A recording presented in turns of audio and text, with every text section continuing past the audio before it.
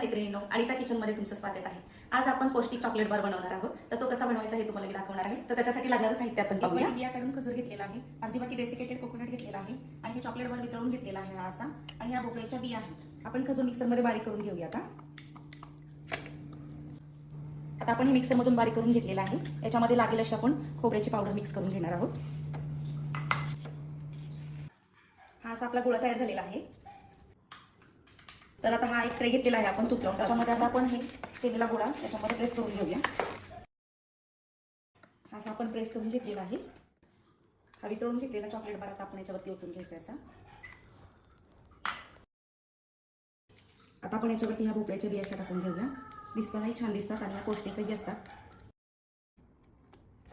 याच्याशी काप करून घ्यायचे। हे पौष्टिक चॉकलेट बार तुम्ही करा, तुम्ही खा आणि मुलांनाही खायला घाला।